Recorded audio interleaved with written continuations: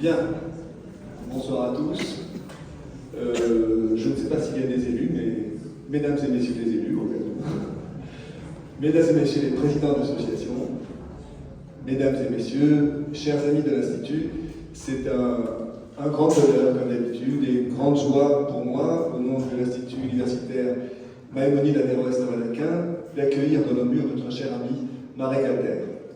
Marek est un homme de savoir, de culture, un ami de longue date, qui a même fait l'ouverture du deuxième salon du livre des mondes juifs Montpellier-Occitanie, il y a 3 ans, et à qui nous rendons hommage régulièrement, à la fois pour ses immenses talents de conteur et d'écrivain, pour ses engagements constants en faveur du dialogue et de la paix.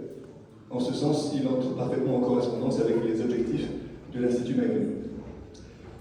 Cette année est particulière parce que, vous le savez tous, Marek vient de subir un deuil cruel après la disparition très récente de Marianne, son épouse. Marianne, dont nous avions eu l'occasion d'apprécier la gentillesse, le sourire lors de sa dernière venue à Montpellier. Nous pensons à elle avec émotion et je crois que vous tous ici, vous vous associerez avec moi pour présenter à Marek Alter nos plus sincères condoléances.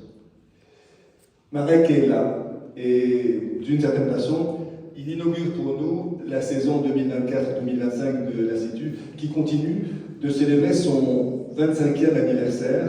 C'est en effet à l'aube de l'an 2000 que les regrettés Georges Frêche, maire de Montpellier, et René Samuel Sirat, grand rabbin de France, ont conjointement posé les bases de l'Institut Maïmonide, qui est devenu entre-temps, depuis, dans l'esprit voulu par ses fondateurs, l'Institut universitaire Maïmonide Averroès de Madrid.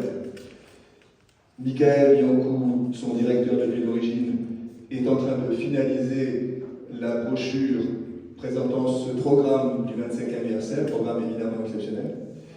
Sans vouloir déflorer le contenu, et même s'il n'est pas secret d'ailleurs, je peux déjà vous dire que la séance inaugurale, consacrée au thème de la laïcité, aura lieu le mercredi 6 novembre prochain, qu'elle aura comme tête d'affiche M. Michael Delafosse-Himself, lauréat du prix national de la laïcité 2023. Que les festivités se poursuivront avec le 5e salon du livre des mondes juifs, organisé par l'association Séparim, mais auquel l'Institut participe activement, et qui aura lieu les samedis 23 et dimanche 24 novembre prochain. Comme d'habitude maintenant, à la salle des rencontres de l'Hôtel de Ville. Le programme, vous le verrez, est chargé, avec des auteurs aussi prestigieux que Lionel Duroy, Muriel Zach, Carole Yankou, ici présent, Pierre Aski, René Lévy, le fils de Béni, Paul Audi, Sandrine Schwartz, enfin beaucoup, avec des thématiques. Laurent Cohen, oui, bien sûr, qui fera l'hommage à Léonard Cohen, avec des thématiques aussi variées que les derniers livres parus sur les années 40, l'antijudaïsme contemporain, les écrits post-massacre du 7 octobre, des hommages à Léonard Cohen, effectivement, à Benjamin Fondam, à Franz Kafka, une exposition, un spectacle musical et beaucoup d'autres choses. Le 5e salon s'annonce comme un bon cru. Quelques mots encore pour le programme de l'IUMAT.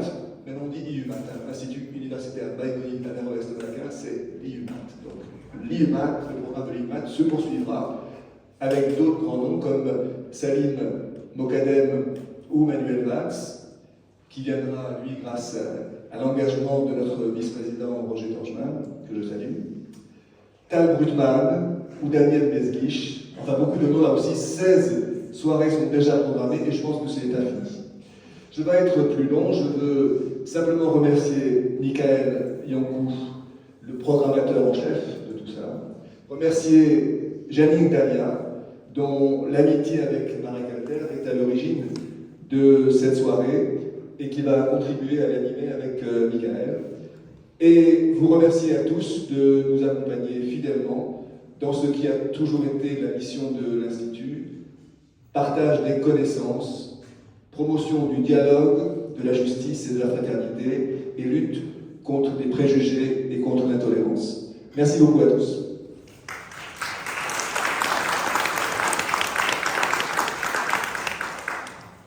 Merci, cher monsieur Kim. Effectivement, après une coupure estivale bienvenue et le succès de l'édition 2024 de la Journée européenne de la culture et du patrimoine juif, où nous avons pu vérifier dimanche 1er septembre dernier l'ancienneté du judaïsme français dans la pierre. Et dans cette recrudescence des actes antisémites, il est nécessaire de se replonger dans 7-8 siècles d'histoire, et Montpellier, effectivement, recèle des trésors patrimoniaux de tout premier plan, et ceux qui étaient présents auront pu admirer l'un des 2 plus anciens monuments religieux de la ville, avec la crypte de Notre-Dame, le fameux Mikvé, qui est aussi, avec la maison sublime rouennaise, l'un des trésors juifs français, l'un des 2 plus anciens monuments religieux de l'Hexagone. Journée patrimoniale, du reste, que vous pouvez retrouver sur notre chaîne YouTube, en tout cas les principaux moments. Nous avons effectivement l'insigne honneur et le grand plaisir de recevoir avec l'association Sepharim et la librairie La Cavale l'écrivain Marek Alter, son nom le précède, pour la présentation de son dernier ouvrage, Dans tes yeux, un amour dans le ghetto, qui est paru cette année aux éditions XO. Un débat que j'animerai avec Jamil Dalia, une amie de longue date de notre conférencier. C'est un début d'année qualitatif qui, outre effectivement Marek Alter, comme l'a souligné notre président délégué Charles Eddy, Michael Delafosse, maire de la ville, ouvrira cette session le 6 novembre autour du thème de la laïcité, thème qui lui est cher, pour lequel il a donc reçu le prix national 2023. Mais, comme vous l'a également précisé notre président délégué Charles Eddy, d'autres orateurs se succéderont sous ces voûtes augustes de la fin du Moyen-Âge de la Sainte-Pétrarque. Loris Chavalette, en janvier, par exemple, qui est l'un des historiens, jeunes historiens qui fait autorité pour nous parler de la Révolution française. Et c'est un moment crucial pour le judaïsme français, puisque l'on sait qu'après la Révolution française, les représentants du mosaïsme seront émancipés lors, effectivement, de la promulgation de la Déclaration des droits de l'homme et du citoyen.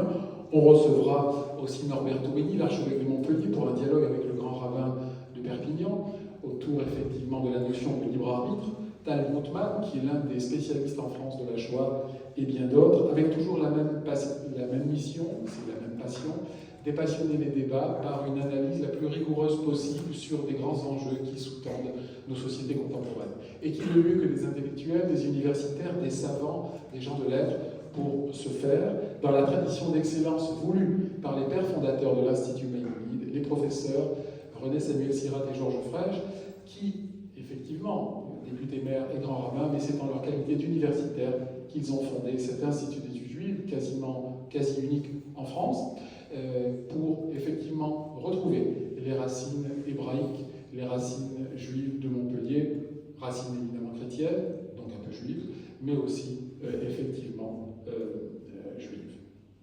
Ce soir, nous recevons donc Marek Alter, dont la vie est un roman, qui a côtoyé les grands de ce monde, ardent défenseur, bâtisseur de paix, dont la plume de choix nous éclaire depuis la mémoire d'Abraham. Alors c'est un habitué de la Sainte-Pétrarque, il est intervenu à plusieurs reprises, notamment pour le Salon du Livre des Mondes Juifs, nous faisant apprécier sa culture, ses valeurs, sa vision, sa sensibilité, son intelligence, son immense talent. C'est toujours un événement de l'accueillir.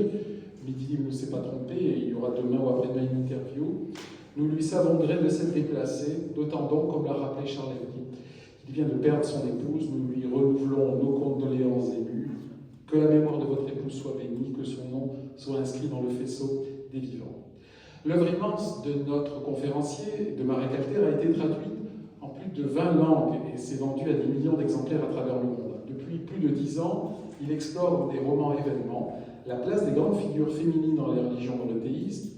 Les éditions Robert Laffont ont par exemple publié Les femmes de la Bible au début des années 2000, Sarah, Tzipora, Séphora, Lila, Marie, la reine de Saba en 2008, et les femmes de l'islam, Hadija, Fatima ou Aïcha, dans les années 2014-2015. On lui doit également Où allons-nous, mes amis, qui appelle à l'apaisement et à la réconciliation dans une France toujours plus exposée aux tensions religieuses. On va sûrement aborder ce thème dans le débat. Et ces derniers livres, Je rêvais de changer le monde, en 2018, chez Robert Laffont Exo Édition, et La Jupe de Shanghai en 2022 chez Exo Édition. Alors ce livre, effectivement, cher Marc Alter, dans le ghetto de Varsovie, c'est celle, effectivement, l'histoire d'un rêve d'amour et celle du mal absolu. Vous dites, ce mal dont je suis l'un des survivants, l'un des témoins, mais témoigner du mal nous préserve-t-il effectivement de son retour? Alors, la première question serait peut-être sur la dernière phrase de la présentation. Vous dites que vous continuez de croire que les hommes sont fondamentalement bons et généreux. Et l'actualité au quotidien nous montre l'humanité et l'inhumanité de l'homme, pour reprendre les termes de Marie Balmary, quand on voit les pogroms du 7 octobre, les atrocités en Syrie, en Ukraine, y a-t-il encore matière à espérer? Bon, merci. Cette phrase n'est pas de moi, c'est Anne Frank. Si vous allez à Amsterdam, il y a toujours sa maison qui est devenue un musée en briques rouges. Et cette phrase se trouve sur la façade de la maison. Je continue à croire que l'homme est profondément bon et généreux. Et je trouve ça génial. Voilà une jeune fille qui était dénoncée, elle savait qu'elle sera brûlée, et elle continue à croire. Et je crois que c'est ça la force de l'homme et surtout la force des Juifs. C'est la foi, ami, mami. D'ailleurs, Maïmonide dont vous avez parlé, je crois. Et je crois. Autrement, on ne serait pas là. Après 3000 ans d'histoire mouvementée, des dispersions, des bâtissements d'Israël, parce qu'Israël a vécu plusieurs vies. La dernière, d'ailleurs, c'était lié, il y a ton nom, Guédalia, il y avait un gouverneur à l'époque de Babylone qui s'appelait Guédalia. Il a été tué par un autre juif qui n'était pas d'accord avec lui. Et à l'époque, les juifs étaient meilleurs que nous, puisqu'ils ont instauré une journée de deuil et de jeûne qui s'appelle le jeûne Guédalia. J'ai dit pourquoi meilleur, parce que quand on a tué Rabin, personne n'a instauré une journée à sa mémoire. Et nous, comment dire, je pense qu'on traverse une période spéciale. C'est une période un peu creuse, où il n'y a pas d'idées nouvelles, il n'y a pas d'hommes charismatiques, il n'y a pas de projets. J'ai fait un livre qui s'appelait Un monde sans prophète. C'est important, un prophète. Un prophète, ce n'est pas un voyant, ce n'est pas Roé en hébreu, ce n'est pas celui qui prévoit l'avenir. C'est celui qui nous rappelle à l'ordre et nous dit que le lendemain, il y aura un surlendemain qui nous entretient, qui s'élève face au roi, face au pouvoir. Ça commence par Nathan face au roi David, qui n'était pas gentil. Il n'y a pas de gens parfaitement gentils. C'est chez les catholiques qu'il y a des saints. Chez nous, il n'y a pas de saints. Il y a des justes. Maïmonide disait qu'il est juste, chaque homme a des qualités et des défauts. Celui qui a un peu plus de qualités que de défauts est injuste. Nous sommes réalistes. On ne marche pas la tête dans les nuages. Mais avec ce qu'on a de bon, on peut changer le monde. C'est ça ce qu'il voulait dire en France. Donc j'ai dit Nathan, pourquoi le roi David, on en beaucoup. Hein. Et il y a Michel-Ange l'a sculpté, on peut l'admirer, à Florence. Les psaumes, c'est le roi David. La musique commence par le roi David, avec son harpe, encore qu'on dit kinnor, et aujourd'hui kinnor, c'est un violon, donc on ne sait pas très bien sur quel instrument il a joué, mais il a joué. Et lui, généreux, qui a construit le royaume, qui a agrandi le royaume, pour avoir une femme, parce qu'il est amoureux, il prend son mari, il envoie à la mort. C'est pas bien. C'est pas parce qu'on a les pouvoirs qu'on peut tout faire. Sa grandeur, ce n'est pas ce qu'il a fait ou ce qu'il n'a pas fait. C'est ce que quand le prophète Nathan, le prophète était toujours en haillon, c'est-à-dire portait des vestes en peau de chèvre, des barbes qui n'étaient pas peignées, pas comme la mienne. Donc, on les reconnaissait. Il sort de son palais, il y a le peuple là pour voir le roi sortir, et il y a le prophète Nathan, et l'arrête, il dit, tu as fauté. Et là, c'est ça la grandeur d'un homme politique. Il aurait pu sortir son épée et tuer ces vieillards qui l'emmerdent. Pas du tout.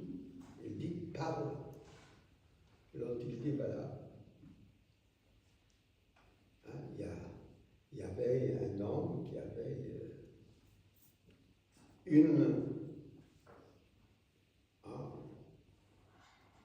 une chèvre qu'il aimait beaucoup. Et puis, il y avait un homme qui avait des troupeaux sans fin.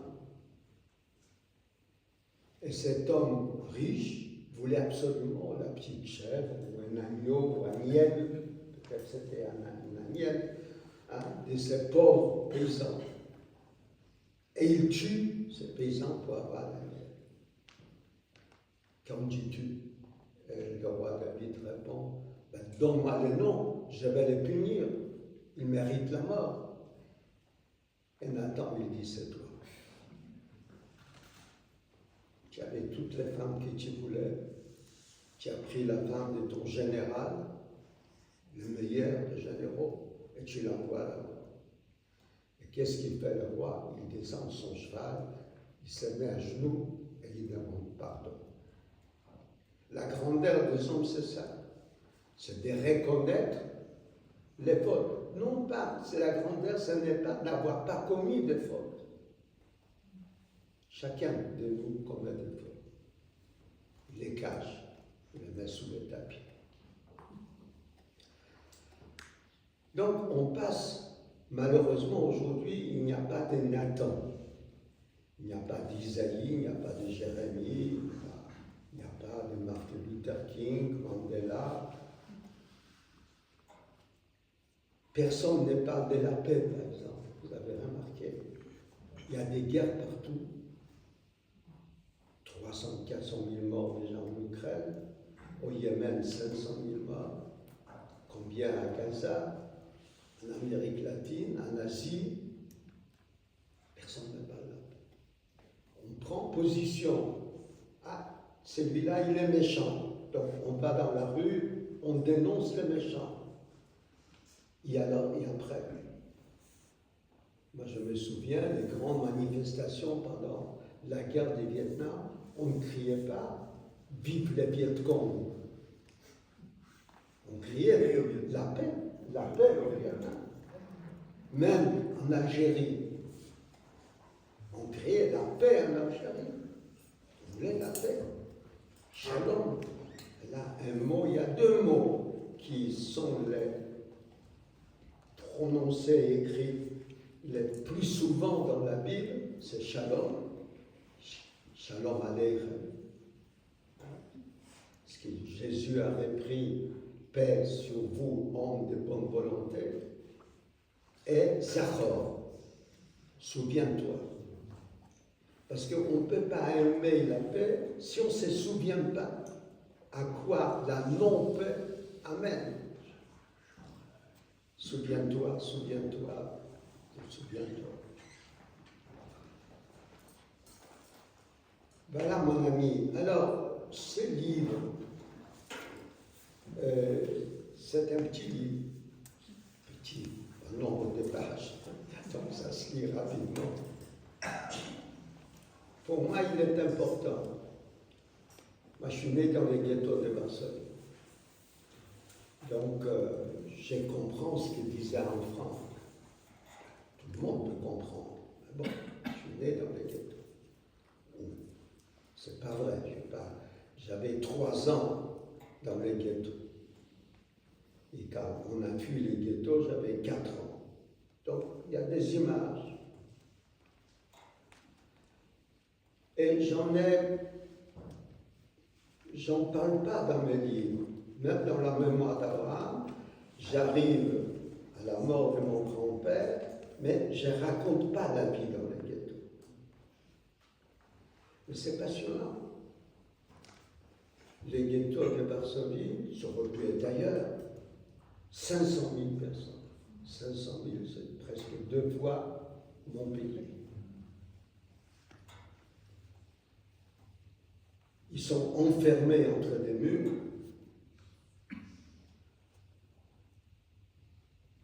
Mais ils sont des hommes et des femmes comme nous. Ils croient à la vie. Je mets devant toi la vie et la mort, la bénédiction, malédiction, c'est la vie que tu choisiras, dit la Bible. Ils savent qu'ils vont mourir et ils espèrent que non. Tous les malades, moi j'ai vu ma femme il n'y a pas longtemps, elle savait qu'elle était condamnée, elle croyait, elle préparait des projets.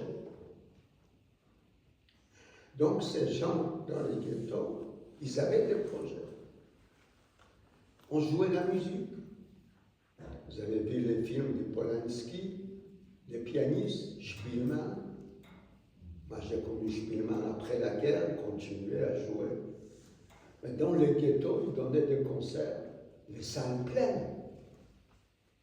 On jouait au théâtre. On jouait Chaudeamalé, mais aussi Shakespeare, Richard III. Il y avait des restaurants, des gens s'aimaient, des enfants naissaient. Comment faire naître un enfant quand on sait qu'on est condamné à mort? C'est ça, la force de la nature humaine. On n'abandonne jamais cet attachement qu'on a à la vie. Et il n'y avait pas que de bonnes choses. Il y avait la police était juive. Ils portaient des brassards avec le maguin d'habit. Ils n'avaient pas d'armes, mais ils avaient des bâtons et ils en utilisaient. Il y avait aussi la police lituanienne, ukrainienne, et puis la Gestapo. Il y avait beaucoup de gens pour nous surveiller. Il y avait des riches, des pauvres, des riches ceux qui ont gardé leur argent, leurs lingots d'or. Donc, dans le restaurant, il y avait des orchestres. On dansait. On ne se rend pas compte. Et je n'ai pas voulu raconter ça. Comme si j'avais honte d'être comme tout le monde. Nous, les Juifs, nous avons déjà une histoire. On la connaît, cette histoire. Même si on n'a pas tous lu Josephus Flavius ou Martin Buber ou même la Bible. Mais on la connaît. Il y a des situations dans lesquelles on s'est conduit comme tout le monde. Et c'est peut-être bien. On nous a tués pendant longtemps parce qu'on disait, on prétendait qu'on était meilleur que les autres. Ah, vous êtes un peuple élu? va voir, on va vous brûler hein, sur la place publique, on va voir si vous êtes élu. Au Moyen-Âge, ça se passait comme ça. Peuple élu. Or, c'est pas vrai, il n'y a pas de mot élu. Je vous ai choisi pour garder ma loi. C'est pas parce que vous êtes le meilleur, parce que je pense que vous pouvez être de bons gardiens. C'est important. La différence, la lecture, la traduction. Quand on engage au Louvre quelqu'un pour garder la Joconde, pour qu'on ne la vole pas, on ne pense pas que c'est le meilleur père, le meilleur ouvrier. Non, on pense qu'il peut garder la Joconde. Et s'il la garde mal, on est puni.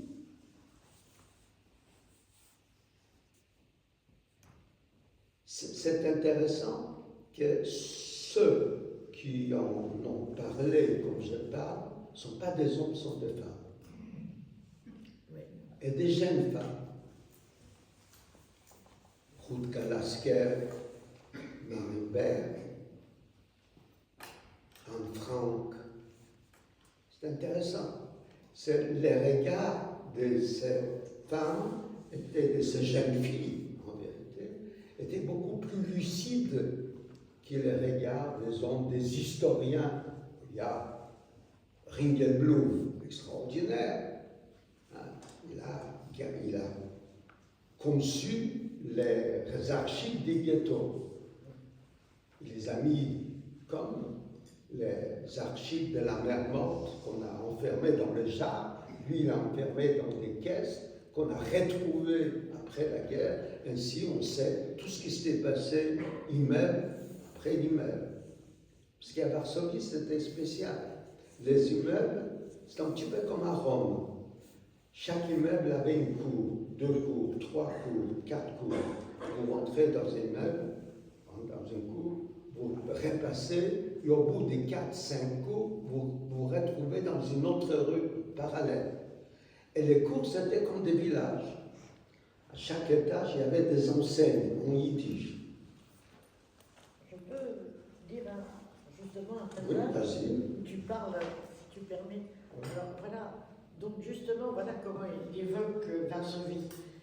Nous habitons en sous-basement d'un vieil immeuble donnant sur une vaste cour qui, comme la plupart de ces cours, propres à Varsovie, débouche sur une autre cour, puis sur une autre encore, couverte de pavés ronds. Chacune fonctionne à la manière d'un village, aux façades ornées d'enseignes en yiddish, illustrées de chaussures, parapluies, chaises, vaisselle, robes, chapeaux, pantalons, clés.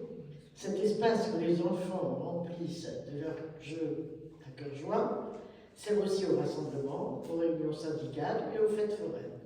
Les marchands ambulants aveuglent le client en yiddish ou en polonais, s'il faut entendre. Leurs cris se mêlent au grincement des roues de charrette, au bruit des machines qui se propagent par les fenêtres des ateliers et des fabriques qui occupent la plupart des étages. Ce charivari est amorcé dès l'aube par les vendeurs de bagels tout chauds, à peine sortis du four, et d'oranges venus de Jaffa. S'y joignent ensuite les vendeurs de harengs salés, de cornichons, de poulet cachère, etc.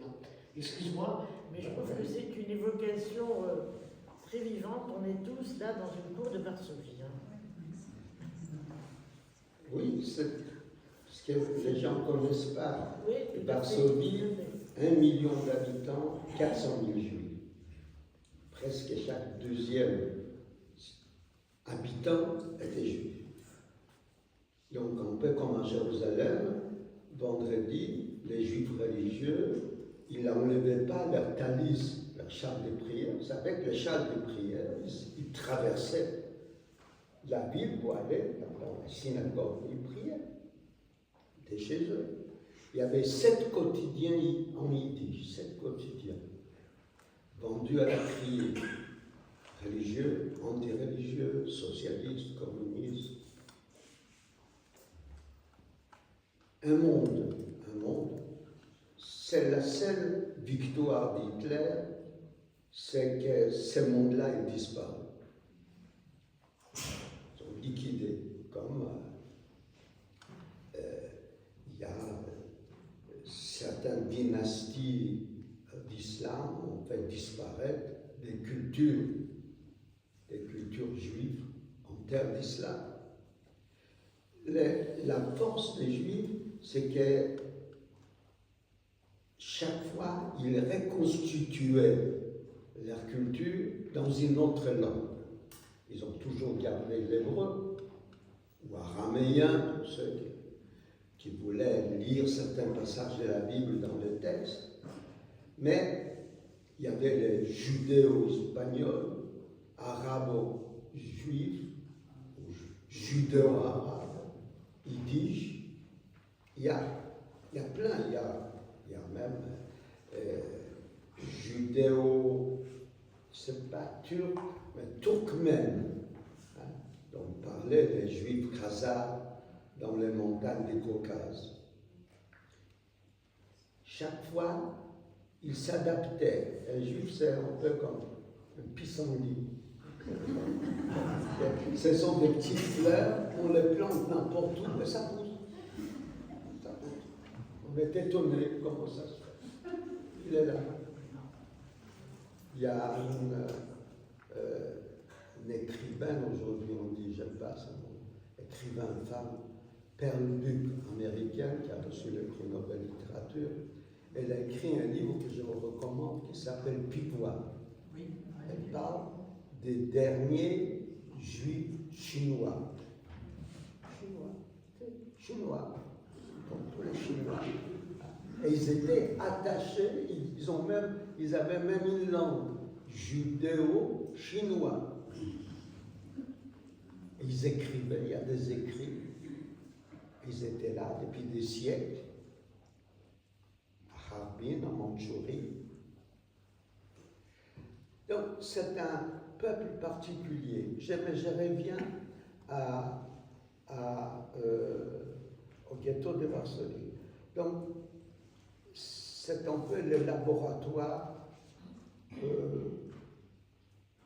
de la nature humaine. On pouvait voir à quoi les hommes sont capables et qu'est-ce qu'ils peuvent supporter, jusqu'où ils peuvent supporter. À Auschwitz, c'était déjà, c'est l'enfer. C'est l'entrée et après, on sait qu'on ne s'en sortait pas. Mais là, c'était la vie. Et j'avais peur de décrire ça pour qu'on ne nous juge pas. C'est curieux, on se censure. Comme on ne dit pas tout ce qu'on pense de la politique de Netanyahou, parce que ça peut servir ceux qui veulent notre mort. On n'a pas le même problème avec la politique de Trump, de Poutine, etc. Non. Mais là, on a peur, parce qu'on est sous les regards constants, sous les projecteurs et sous la menace des mitraillettes. Vous critiquez votre père, il est mort. Donc vous retenez, et pourtant, votre père n'est pas toujours saint, puisque je vous ai dit, chez nous on n'a pas de saint. Il n'est pas toujours juste. Donc, je me suis rendu compte que dans la littérature juive, et surtout la littérature qui parle de l'époque de la Shoah, l'occupation, dans les différents pays, y compris en France, on a essayé d'évacuer tout ce qui pouvait montrer un juif ne se conduisant pas correctement. Alors il était un martyr, bien sûr, un martyr condamné, il provoque une empathie, tout naturellement. Nous avons d'ailleurs joué trop là-dessus. C'est ce qu'on nous reproche maintenant. On a fait croire, par exemple, que Israël était à la limite la compensation à la mort des 6 millions de Juifs. Ben non. Ça nous retombe maintenant à la figure. L'histoire est une chose très particulière. Elle existe. C'est-à-dire, le passé, une voiture sans rétroviseur ne peut pas avancer. Le rétroviseur est très important. Savoir qu'est-ce qu'on a quitté, quelle rue on a quitté, qu'est-ce qu'il y avait avant. Et c'est avant revient toujours. Revient toujours. Alors, bien sûr, Israël est né tout simplement parce que les Juifs n'ont jamais quitté cette terre. Jamais. Bien. On prend Chateaubriand, il y a 220 ans. Il fait son voyage en Israël, Judée. Il écrit un petit livre, Voyage, l'itinéraire de Paris à Jérusalem. Et il découvre les Juifs. Ils sont là, accrochés à leurs pierres, dit-il, les vrais maîtres de ce pays. Il ne faut pas aller chercher Chateaubriand. Vous prenez les hadiths. Hadith, c'est un peu les Talmuds du Coran. C'est le commentaire du Coran. Les califes Omar va à la conquête du monde pour conquérir au nom de l'islam. Il arrive à Jérusalem. Il déloge les chrétiens qui sont là. Et qu'est-ce qu'il nous raconte le hadith? La première chose, il va chercher les grands rabbins pour qu'ils lui indiquent où se trouvaient les temples pour pouvoir construire la mosquée, ce qu'on appelle aujourd'hui la mosquée d'Omar, à l'endroit même où il y avait les temples. C'est-à-dire les grands rabbins étaient là. Ça suffit. Il y a quelqu'un qui n'a jamais quitté sa maison lui appartient. Et nous, on a fait comme s'il y avait un trou. Après l'expulsion, après la chute de Jérusalem, 70 de notre ère, on a survécu grâce à la diaspora. Non, en Israël, il y avait les Talmuds de Jérusalem, 4e, 5e siècle. Il y avait des savants qui travaillaient. C'est vrai que les Talmuds de Babylone est plus intéressant. C'est ça notre force aussi. Nous sommes le seul peuple qui marche sur deux jambes. Chaque peuple est comme un arbre. Donc il y a un seul tronc. Nous, on a deux troncs. Et ça depuis toujours. Depuis Abraham. Il y a 4000 ans, celui qui entend, le premier, qui découvre Dieu un, monothéisme, il quitte Our pour aller vers Salem, Jérusalem, mais 2/3 de sa tribu, la tribu du Terra, reste là où elle est. Ne suit pas. C'est une toute petite partie de ces sémites monothéistes qui devient juif, qui part. On a toujours parsemé, laissé les traces. Il y a encore un livre de Père Luc qui est très joli, qui s'appelle La Bonne Terre. Il ne parle pas des Juifs, mais raconte l'histoire d'un mandarin qu'on expulse de son domaine, et il a le droit de prendre seulement un baluchon, il prend un baluchon, donc il marche. Sa femme trotte derrière, comme en Chine à l'époque, trotte derrière. Lui, il a des prunes, donc il mange et il jette les pruneaux. Et elle ramasse les pruneaux et les plante. Ses arrière-petits-enfants reviennent, il y a des arbres. C'est ça. Nous sommes comme ça. C'est spécial. Nous ne sommes pas meilleurs que les autres, mais nous sommes différents. Parce que chaque groupe humain est différent de l'autre. Chaque individu est différent d'autres individus. Mais nous, on ne s'intéresse pas aux gens. Nous, les intellectuels d'aujourd'hui, on parle de l'humanité. l'humanité, mais l'humanité est faite des individus. On ne s'intéresse pas aux individus. Moi, j'étais très ému, ma femme qui vient de mourir, elle, quand elle est morte, on a reçu des milliers de lettres. Pourquoi? Parce qu'elle s'intéressait aux gens. Dans la rue, quelqu'un l'abordait et lui parlait, demandait d'où il vient, etc. Et les gens adorent qu'on leur pose des questions. Nous, on ne les fait pas.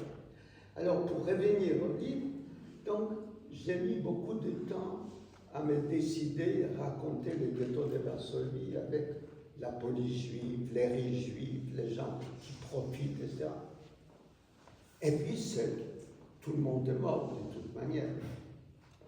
Il y avait une centaine de personnes qui ont survécu, ou 1000 personnes, j'en sais rien. Alors, quand on écrit un livre, on a toujours un choix. Et nous avons un problème parce que notre Dieu, c'est le même Dieu pour tout le monde, mais la manière dont nous on conçoit, il nous donne toujours le choix. Je me souviens, avec Simone Veil, on se demandait, Simone Veil nous disait qu'il y avait des juifs religieux à Auschwitz qui se demandaient où il était. Mais il n'avait pas été. Il nous a donné l'essentiel, le bien, le mal, solidarité. Et le reste, c'était à nous de choisir. Et les choix suscitent de l'angoisse. C'est pour ça que les Juifs sont un peu plus angoissés que les autres, inquiets. Les hommes, les femmes inquiets. Est-ce qu'on a fait un bon choix? Tout à l'heure, on m'a interviewé pour Midi Libre, et il me demande, alors c'était bien, je ne sais pas, parce que je ne suis pas sûr d'avoir dit des choses intéressantes. Mais ce n'est pas le journaliste que je veux accabler, qu'il a fait un mauvais travail, c'est moi. Je n'ai peut-être pas bien parlé, peut-être je me suis mal exprimé, j'en sais rien. Est-ce que je peux te ramener au Oui. livre? Oui, mais je n'oublie pas. Parce que Si tu as une question, vas-y. une question, ce que je trouve, c'est comment, avec beaucoup de talent, tu mets en scène, à la fois en second plan et en premier plan, des amours adolescentes qui vont être au cœur, dans le fond, de l'histoire. Je ne veux pas dévoiler, si vous voulez, le roman, mais ce que je trouve assez fascinant dans ce livre, c'est d'abord, effectivement, toute cette reconstitution historique dont je vous donnerai un exemple, c'est-à-dire avec tellement de précision, c'est tellement vivant qu'on y est. Et donc après, c'est pareil, quand le ghetto s'organise et se replie et se défend, au milieu de tout ça, au milieu de ce ciel qui s'assombrit définitivement, il y a, à travers des regards, à travers le silence, des amours naissantes et qui vont triompher d'une certaine manière, triompher dans la mort. Alors, est-ce que tu peux justement nous dire, pardon, et alors tout ça s'appuie avec les citations du Cantique des Cantiques. Comme il n'y a pas comment dirais-je, un champ d'amour supérieur à cela. Donc, qu'est-ce que tu peux nous en parler? J'allais le dire, le faire, mais c'est bien que tu l'as C'est parce que je voulais garder un peu de temps pour les questions. Non, mais tu as raison. Pour les questions. Tu as J'ai raison. envie de parler avec toi. Un auteur, quand il commence un livre, il a deux possibilités. Ou c'est lui qui raconte, c'est le narrateur, beaucoup de livres, c'est comme ça.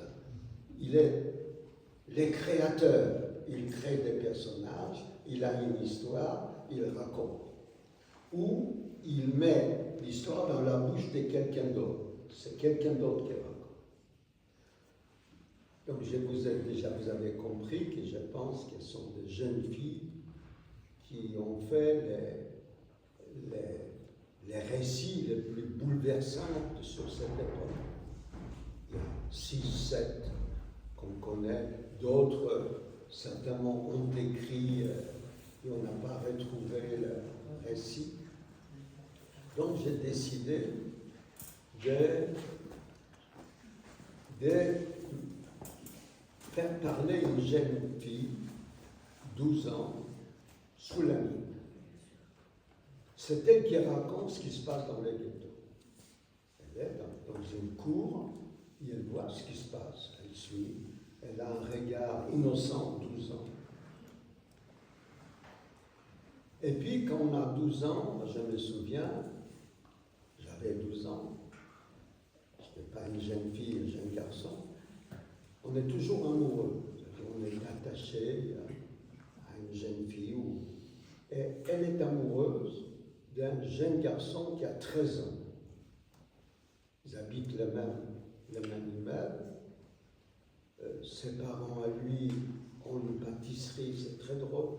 J'ai reçu il y a une semaine une lettre d'une femme qui dit mais c'est ma famille qui a tenu cette pâtisserie. Studnia, pâtisserie Studnia. Donc, il ne se passe rien entre eux. Ils se regardent. Lui, il est religieux, il va à Yeshiva. Donc, il ne peut pas, à la limite, même regarder une fille, même de 12 ans. Hein, il passe comme ça. Mais ils se parlent sans se parler. Comment une jeune fille qui n'a pas beaucoup de temps, parce que tout est limité dans le temps. On ne parle pas de la vieillesse, etc. Tout le monde doit disparaître. Et là, je tombe sur les cantiques des cantiques. Je suis un grand lecteur de la Bible, j'aime beaucoup. De temps en temps, j'ouvre les passages sont les plus intéressants, c'est les seconds volumes, c'est les Nevi'im, ce sont les prophètes, parce que là, c'est nous, c'est ce que nous portons, ce qui nous différencie d'une certaine manière. Et puis, il y a Cantique des Cantiques, un chant d'amour à la limite érotique, plus érotique que marqué de sable. Parce qu'il y a quand même des phrases bien entre les jambes pour sentir les parfums des roses, etc. Comment ça se retrouvait là? Alors, comme vous savez, c'est au 1er siècle de notre ère que quelques savants ont décidé de compiler tous les textes qui circulaient déjà parmi les Juifs depuis des siècles. Et Rabbi Akiva, il était amoureux de ce texte. Il trouvait que c'était le plus beau texte jamais écrit sur l'amour. Et les autres s'opposent. Ils disent, mais qu'est-ce que ça a à voir avec notre histoire, avec la création du monde par l'Éternel, béni soit-il. Et lui, il trouve la réponse. C'est une allégorie. C'est l'amour entre Dieu et son peuple. Et ça passe. Alors, c'est aussi très intéressant parce que c'est le seul endroit où la femme a la parole dans la Bible. Elle parle. D'ailleurs, si vous ouvrez la Bible écuménique, c'est marqué lui, elle, il y a un dialogue. Lui, il parle, elle parle. Lui, il parle, elle parle. Même si ça se passe dans leur tête. Donc, elle parle, c'est la voix d'une jeune femme, elle parle. Je t'attends. Où es-tu? J'entends les pas de mon bien-aimé, mon bien-aimé. C'est magnifique. Et j'ai fait un peu comme font les joueurs de cartes, je mélange les cartes. Et ça marche. Au lieu d'inventer les langages d'une jeune fille de 12 ans, un peu qui parle avec sa voix et ses mots, bien sûr limité, puisqu'à 12 ans, on n'a pas un vocabulaire très riche, je me suis dit, elle lit les cantiques des cantiques. Elle s'appelle Sulamite, comme dans les cantiques des cantiques. Lui, il s'appelle Salomon, comme dans les cantiques des cantiques. Et elle trouve les phrases dans ce magnifique texte pour lui parler. Il n'entend pas, mais elle pense qu'il entend. Et il répond. Je ne vous raconte pas la fin, parce que bon, c'est un peu comme au cinéma, ça m'est venu comme ça brusquement. Gallimard voulait le publier, mais il voulait que j'ajoute 100 pages. Je dis, Antoine, ça m'est tombé du ciel. La fin, c'est comme au cinéma. C'est là. C'est fini, donc je ne vais pas ajouter 100 pages. Ça n'a pas de sens. Et je ne suis pas mécontent. Je crois que Michael. Oui, vous explorez depuis une dizaine d'années la place des grandes figures féminines dans les traditions monothéistes.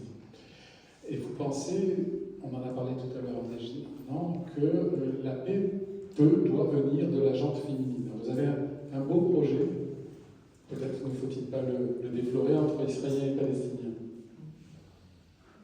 Je pense en effet que la femme est plus forte qu'elle.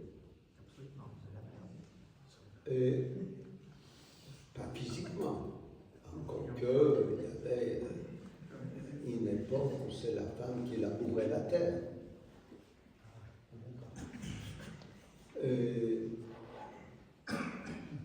La femme, elle a deux qualités. Elle a aussi tous les défauts des hommes, comme tout le monde. Elle est avare, elle est pugnace, elle peut être méchante, bien sûr. Mais elle a deux qualités qu'il n'en a pas. La première, c'est qu'elle sait ce que c'est la vie. Elle donne la vie. Elle a dans la douleur. On connaît l'histoire d'Adam et Ève. Elle était punie. Bon, encore, je vais revenir sur elle. J'ai fait un livre sur elle. Et elle sait ce que c'est la vie. Le Coran, là, il résume, il dit, c'est quoi le père? Il donne une goutte de sperme. Et après, débrouille-toi. C'est ce qui se passe d'ailleurs dans le monde musulman. Le père, il est dehors, il fume sa pipe, son narguilé, et la femme s'occupe des enfants, il prépare tout, elle s'occupe de l'enfant. Donc elle sait ce que c'est. Et elle y tient à la vie, beaucoup plus que l'autre.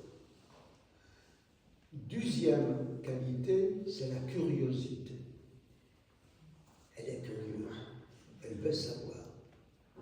L'homme est beaucoup plus soumis que la femme. Regardez ce qui se passe à Téhéran ou à Kaboul, c'est les femmes qui disent non, ce n'est pas les hommes. On pend les femmes, ce n'est pas les hommes. Et ça commence déjà dans ce qu'on appelle le paradis. Dans toutes les grandes religions, il y a un paradis. Ça commence, dans toutes les grandes religions, ça commence par un couple, c'est normal. Il faut bien que ça commence par un couple. Et il y a deux enfants. C'est après que ça se gâte un peu, parce qu'il y a un enfant tue l'autre. C'est important. Chaque meurtre est un fratricide. On tue un frère. C'est pas par hasard que c'est un frère qui tue l'autre. C'est pas par hasard que, ne sachant pas vraiment ce que c'est la mort, Caïn sait que ce n'est pas bien. Il cache son méfait, son acte. Quand Dieu lui demande « Qu'as-tu fait de ton frère ?» il répond « Suis-je le gardien de mon frère ?» Ça veut dire il sait que ce n'est pas bien. D'où ça lui vient? C'est ça notre conscience. tout homme, je parle de ce principe, tout homme, même les pires des assassins ont une conscience. Et s'ils se cachent, ce n'est pas seulement pour se cacher de la police, mais se cacher devant eux-mêmes. Il fallait voir les procès de Nuremberg. Tout le monde a vu à la télévision, etc. Ces 30 et quelques personnages gris, insignifiants, et aucun n'avait le courage de se lever et de dire « je l'ai fait et je suis fier ». J'en suis fier. 75 millions de morts, il fallait le faire. Aucun. Non, c'est lui, c'est pas moi. De quoi ils ont peur? Ils savent qu'ils seront tués. C'est ça la force de la vie. Alors, dans le jardin d'Éden, on sait, il y a 2 arbres, il y a des fruits, de beaux fruits, et Dieu dit à ces couples de bourgeois, de privilégiés, qui sont là, tranquilles, nus en plus, ils ne savent pas que c'est pas bien. Hein? Et il ne faut pas manger de l'arbre de la connaissance. Et Adam accepte, il n'y a pas de problème. C'est interdit, c'est interdit. Mais elle, non. Pourquoi est-ce que c'est interdit? Je vais savoir. Ce n'est pas lui qui va m'expliquer. Alors il y a les serpents qui arrivent. Il n'est pas serpent, c'est un bel homme. Parce que contrairement à ce qu'on pense, ils n'étaient pas seuls. La Bible nous dit, ça c'était dans le jardin d'Éden, mais tout autour, il y avait des bêtes des champs. C'est-à-dire qu'il y avait des pauvres bourgs qui labouraient la terre. Et les plus malins d'entre eux viennent, ils regardent par-dessus la haie et ils voient cette fendue. Et Rachid lui dit simple, et le serpent a désiré Ève. Il résume ça. Normalement, lui, Rachid, c'est un vigneron, il ne va pas chercher, c'est midi à 14h. Et c'est le serpent lui dit, pourquoi tu ne manges pas cette pomme? Parce que c'est interdit, mais j'aimerais bien. C'est Dieu qui m'a empêché, mais tu mangeras cette pomme, tu seras comme Dieu. La connaissance te donnera les pouvoirs extraordinaires. Et elle mange la pomme. Et c'est grâce au fait, à ces gestes que nous sommes là. Vous êtes venus m'écouter, me parler avec moi, parce que vous êtes curieux, vous voulez savoir. Il n'y aurait pas eu d'école ni rien sans Ève. On serait quoi, encore dans les grottes? C'est la fin. Et c'est pour ça que j'ai donné tant de place aux femmes dans mes livres. Parce qu'aujourd'hui, il n'y a plus d'idéologie, malheureusement. Bon, il y avait, à l'époque de nos parents, il y avait le communisme, le socialisme, le fascisme, le conservatisme, l'anarchisme. Il y avait le choix de conception de monde, comme disait Hegel, de Weltanschauung, conception de monde. On voulait changer le monde. Aujourd'hui, il n'y a rien. Qu'est-ce qu'il reste? Les religions. Alors, il y a la synagogue, il y a la mosquée, il y a l'église, il y a la pagode, etc. Mais les gens qui adhèrent à une religion, en général, ne la connaissent pas. Pourtant, les livres existent. On n'a pas la patience de lire le livre. On n'a pas la patience. Les mosquées, la plupart des mosquées sont payées par des pays étrangers, parce que nous sommes dans un pays laïque. C'est pas comme en Allemagne, où les clergés, quels qu'ils soient, même les rabbins, sont payés par l'État, ou par les landes, par la région. Ici, non. Donc, il y a 200 et quelques mosquées turques, il y a la grande mosquée dirigée, payée par l'Algérie. Donc, ce sont des prêcheurs qui prêchent au nom des pays qui les payent. Ça n'a plus rien à voir avec l'islam. Alors j'ai passé 20 ans de ma vie à montrer à ces croyants ce qu'ils doivent aux femmes. Puisque les croyants sont misogynes chez les juifs aussi.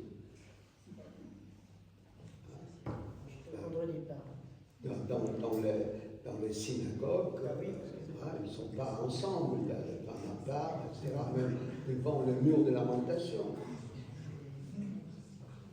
Et donc, j'ai fait ces 3 livres sur les ventes de la Bible. C'était un grand succès, 500 000 exemplaires. Ça prouve que ça intéressait les gens. Sarah, Tzipora. Du coup, les Juifs ont découvert que Tzipora, la femme de Moïse, était noire. Ils ne savaient pas. Cushite, c'est marqué dans la Bible, mais il faut le lire. Cushite, africaine, noire. Il y a d'ailleurs une scène dans la Bible, la première leçon d'antiracisme. Ça va encore? Peut-être qu'on puisse après discuter avec la salle, mais... Après, j'ai fait Marie. J'ai présenté Marie comme la première mère juive dans le sens de Woody Allen. La mère juive, c'est elle qui choisit tout pour son fils. Tu seras avocat, mon fils. Tu seras le médecin, mon fils. Et elle dit, tu seras le Messie, mon fils. Et lui, il ne veut pas être le Messie. Jésus ne veut pas. Il a 12 nu-pieds qui le suivent.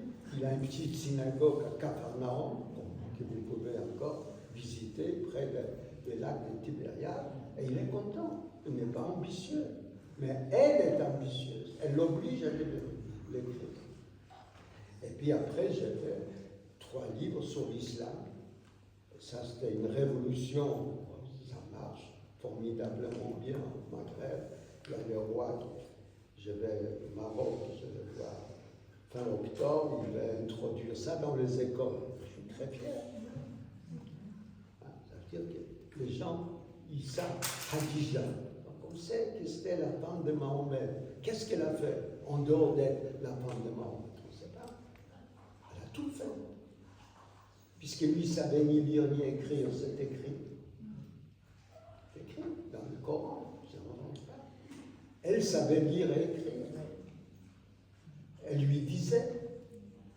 Elle lui dictait.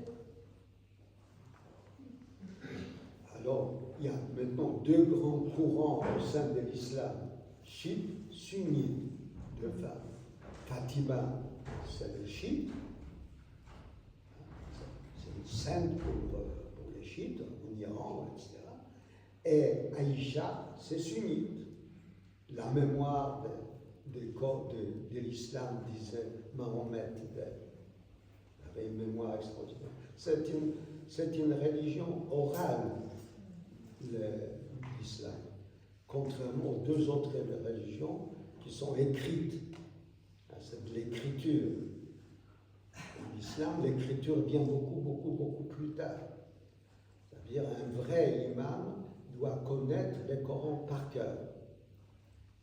C'est comme ça que j'ai découvert que mon ami Chakoumi est un vrai imam, il connaît par cœur. Je lui dis, dis-moi où se trouve telle et telle phrase. Il dit, ça la saura telle. Donc, et puis j'ai fait un livre sur elle, bien sûr, et un livre que les Africains adorent, c'est La Reine de Saba. Nous, on ne se rend pas compte dans la mythologie africaine ce qui est les rôles de la Reine de Saba. Parce que la Reine de Saba, c'est le premier lien d'égal à égal avec l'homme blanc. C'était l'amoureuse du roi Salomon. Ils avaient un fils qui s'appelait Ménélique. Et Ménélique, tous les royaumes d'Afrique se réclament de Ménélique, à tel point que les Africains disent que l'arche sacrée se trouve en Afrique. Donc, je pense que, puisque le passé est marqué par les femmes, pourquoi est-ce que l'avenir ne sera pas marqué? Aujourd'hui, de plus en plus, on voit de plus en plus de femmes, chefs d'État, Premier ministre, même des syndicats en France. Les syndicats sont dirigés par les femmes. Et je me suis dit que organiser une marche de 200 000 femmes juives et musulmanes de Jérusalem à Gaza, ça peut peut-être arrêter la guerre. On a fait avec mon ami Bernard Kouchner en Irlande, à Belfast. On a déjà oublié qu'il y avait une guerre qui a duré il y a presque 100 ans entre protestants et catholiques. Il y avait plein de films américains d'une violence inouïe, qui s'est découpé en morceaux, qui s'est torturé, etc. Et puis, on est allé à Belfast, on a retrouvé les mères des protestants et catholiques qui ont perdu leurs enfants. On a dit, pourquoi est-ce que vous n'appelez pas à un grand rassemblement pour la paix? Ils ont fait 300 000 femmes dans les rues de Belfast et on n'en parle plus. C'est ça la force. Donc, c'est un des projets que j'ai. Si celui qui nous regarde, qui nous écoute, me donne force et vie, ça, je le réaliserai bientôt. Merci. Merci Marie-Calter.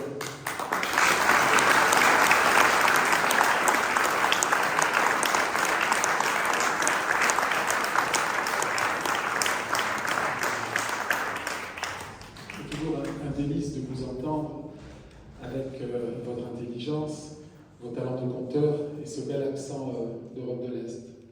On va vous donner la parole pour questionner notre grand écrivain autour de son livre, autour de ses livres ou autour de l'actualité.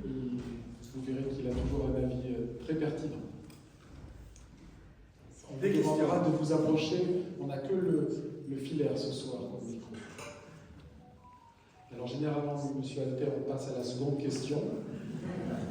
La seconde question est moins timide que la première. Perla? Merci Marek pour ta présence déjà. Alors, ce n'est pas une question, c'est une petite information. Il y a quelques années, j'ai assisté, vous parliez des femmes, du rôle des femmes. J'ai assisté pas loin de Tibériade à 3 jours de femmes qui sont restées 3 jours en interne dans un bâtiment, des femmes palestiniennes, des femmes israéliennes, pour parler de la paix. Chacune disait sa souffrance et chacune disait comment on va vers la paix. Donc c'est pour dire que c'est possible, il y avait une très belle énergie, c'était magnifique. Toujours rappeler l'exemple. Il y a un mouvement en Israël qui s'appelle Women Watch Peace. Et ce qui est terrible, c'est qu'une des créatrices de ce mouvement, une Canadienne, elle était à Nova. Elle était tuée par Hamas le 7 octobre. La paix est dangereuse. Il y avait eu une marche de 3 jours avant. Oui, il y a des marches de Jérusalem à Jéricho. Exactement, c'est ça. D'autres questions? D'intervention? Youssef, il faut vous rapprocher un petit peu. Notre ami qui est l'un des chevilles ouvrières du Salon du Livre des Mots Juifs est un juif iranien. Bonjour, bonjour encore. Merci Marek d'être parmi nous. Juste une question, vous dites en ce moment il n'y a plus de prophètes. Mais je pense personnellement qu'il y a plutôt des prophètes. Et je suppose que c'est pas plus mal l'exemple. Il y a eu par exemple les accords d'Abraham,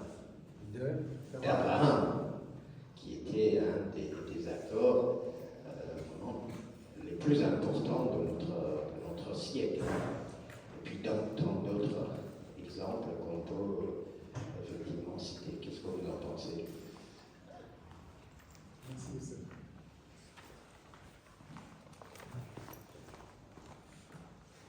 l'Iran a joué un rôle important dans l'histoire juive.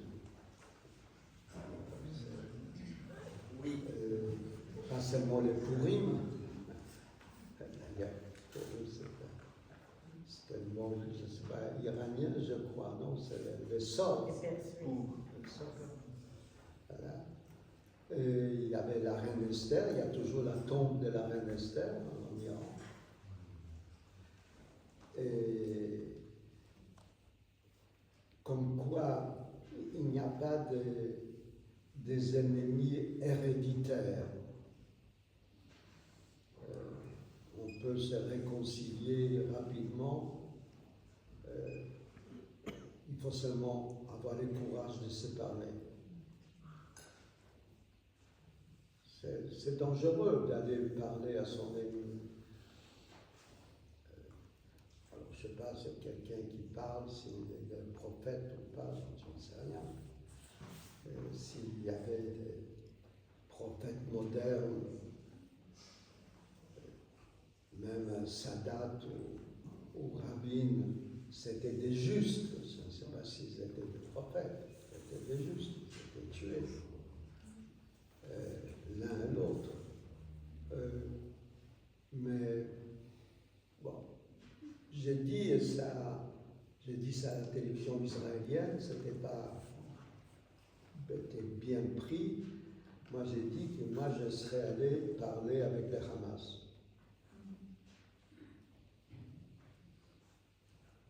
Vous avez rencontré, d'ailleurs, pour la Oui. libération de Gilad Shalit, l'un des dirigeants du Hamas. Oui, le dirigeant historique Khaled Meshal.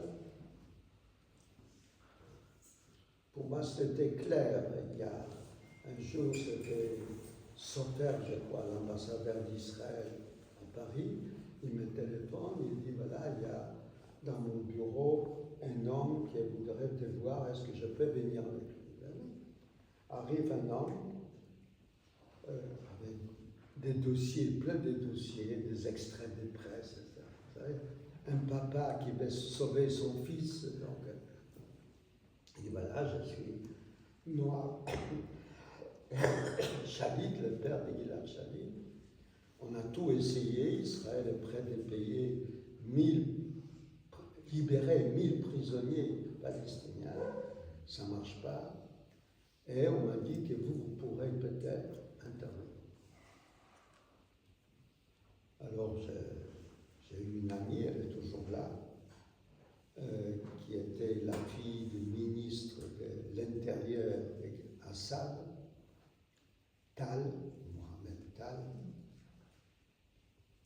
Je l'appelle, je lui demande, est-ce que devant en noir, est-ce que tu connais le Khaled Meshal? Il dit oui, j'étais avec lui à l'université de Damas ensemble. Est-ce que tu peux l'appeler et dire que nous sommes prêts à aller le voir? Toi, moi, prends l'avion, on va le voir. Et l'autre, il dit oui. Donc on va à Damas. Donc je serre la main d'Assad, c'est comme ça. On ne serre pas la main seulement propre. C'est Rabin qui me disait, tu veux que je serre la main d'Arafat plein de sang juif? Moïse est allé parler au pharaon qui a fait tuer tous les premiers-nés juifs.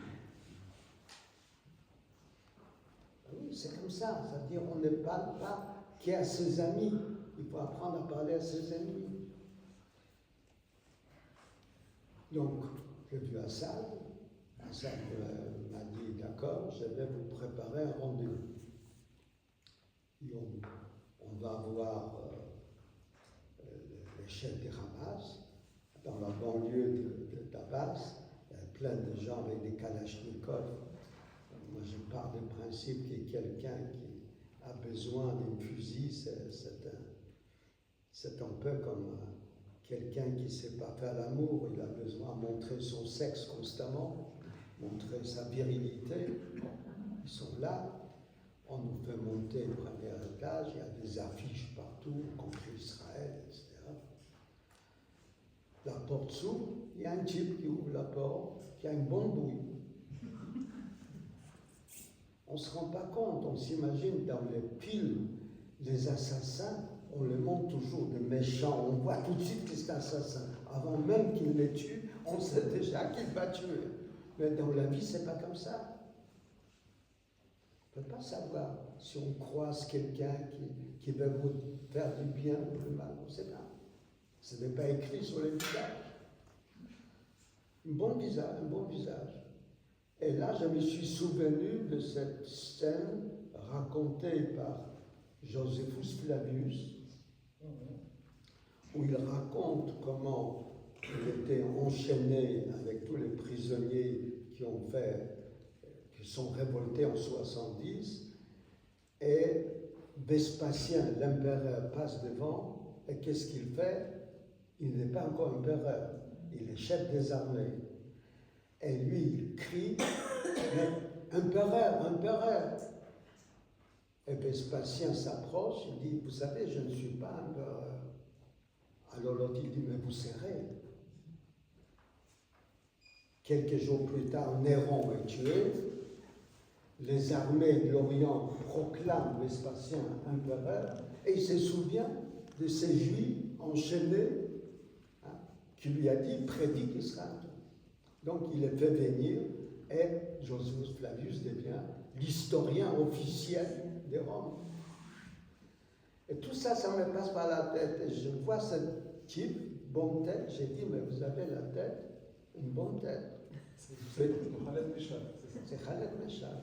Je lui dis, mais vous pourrez devenir le président du futur État palestinien à côté d'Israël.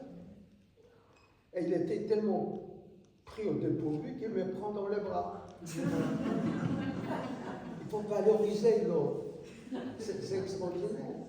Donc on s'assoit, on parle, on prend des cafés, et je vois sur son bureau des photos de deux jeunes filles. Il dit, ce sont vos filles, oui. Qu'est-ce qu'elles font? Il dit, une est médecin, l'autre est à Cambridge, elle est avocate, une travaille bien, l'autre pas. Ah oui, vous connaissez peut-être le recteur de la Sorbonne, peut-être vous pourrez intervenir, et là il y a la Sorbonne. Et je lui demande, où est-ce que vous avez connu votre femme? Il devient un papa. Et à un moment donné, au bout d'une demi-heure ou 20 minutes, je ne sais pas, il me dit, mais au fond, vous n'êtes pas venu pour parler de moi. J'ai dit non, mais quand je vous ai vu, j'ai vu les visages de vos filles qui sont très jolis, je me suis demandé comment vous réagirez si une de vos filles est enlevée par les Israéliens. Alors il me dit, et là, ça montrait qu'il n'est pas idiot, parce que les terroristes ne sont pas tous des brutes. C'est pour ça qu'ils sont difficiles à combattre, parce qu'ils sont malins. Et il me dit, si une de mes filles était enlevée par les Israéliens, j'aurais fait appel à vous. C'était malin. Bon, après on en parlait, et quelques jours plus tard, le Hamas a accepté l'échange de Gilad Shalit contre les 1000 ou 1100 prisonniers. Il était libéré. Je suis allé au mariage de Gilad Shalit, il s'était marié. Son père Noah est mort. Gilad, il a deux fils, deux enfants, je ne sais pas si c'est un fils, une fille et un garçon. Et la vie continue. Donc, moi, je pensais aller voir ce même Khaled Meshal au Qatar, parce que maintenant il est au Qatar. Mais personne ne voulait que j'aille. Parce qu'aller tout comme ça, pour lui serrer la main, ça n'a pas de sens. Et mon ami Naël Auger a appelé pour savoir s'il était prêt à nous recevoir. Il a dit, ah oui, il est barbu, je me souviens, oui, ça m'intéresserait de le revoir. J'ai demandé à Macron, nous avons 3 otages français. Alors, il paraît qu'il y a un déjà mort. Monsieur le Président, je peux aller, si vous m'autorisez, si vous me donnez quelque chose. C'est-à-dire, il faut quand même, ils vont me demander en échange quelque chose. Il m'a dit, oui, c'est une bonne idée, notre cellule diplomatique prendra contact avec vous. Ils n'ont jamais pris contact. Mais je pense qu'il faut apprendre à parler à son ennemi. C'est très important. Excusez-moi, est-ce que vous accepteriez de parler avec Yaya Soumba De parler avec Yaya Soumba, le nouveau chef du Celui qui a organisé les massacres du 7 octobre. On n'organise jamais seul. Il y a toujours plusieurs personnes. Plusieurs personnes, je ne pense pas qu'elles soient seules. Moi, je serais allé les voir. Il y a Jacques Chancel, que beaucoup d'entre vous ont oublié, qui était un bon journaliste, m'a demandé en direct à la télévision, vous êtes prêts de parler avec n'importe qui, avec n'importe qui. Et si Hitler vous demandait de venir le voir, je serais allé le voir. Sauf que Hitler aurait préféré me voir sous forme d'une petite savonnette. À partir du moment où je parle d'un principe peut-être exagéré, que si l'autre accepte de me parler, c'est qu'il a déjà perdu. Je vais terminer avec ça, c'est une jolie histoire.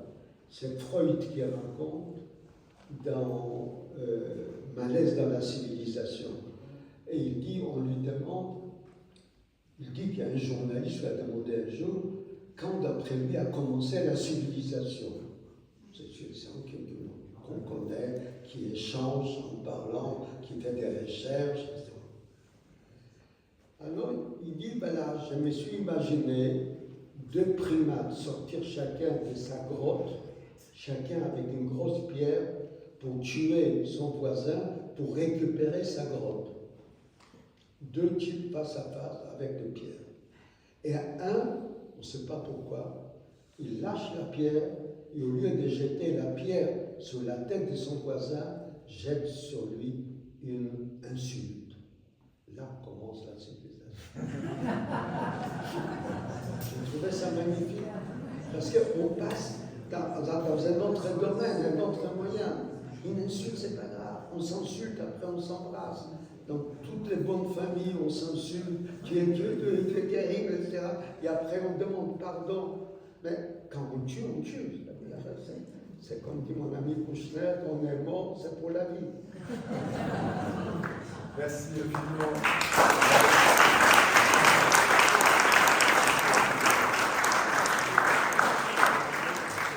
Absolument, comme M. Dim nous le fait remarquer, il est venu aussi et surtout pour dédicacer son ouvrage grâce à la librairie La Cavale. Donc vous pourrez continuer à échanger en acquérant son beau volume dans tes yeux. Et nous vous remercions de votre présence. Nous vous remercions chaleureusement Marie Calter qui fait honneur à l'Institut Malmedy en étant aujourd'hui à Montpellier. Nous nous retrouvons dans 2 mois, le mois d'octobre, très chargé pour ce qui est du calendrier hébraïque. Mais vous ne le regretterez pas, un beau mois de novembre. M. Eddy parlait du Salon du Livre des Mondes Juifs, 23-24. Mais le 6, nous recevons Michael Delafosse pour l'ouverture officielle sur la laïcité. Et le 16 novembre, un concert musique yiddish avec Shura Lipovski. Voilà. Merci à Marie Calter.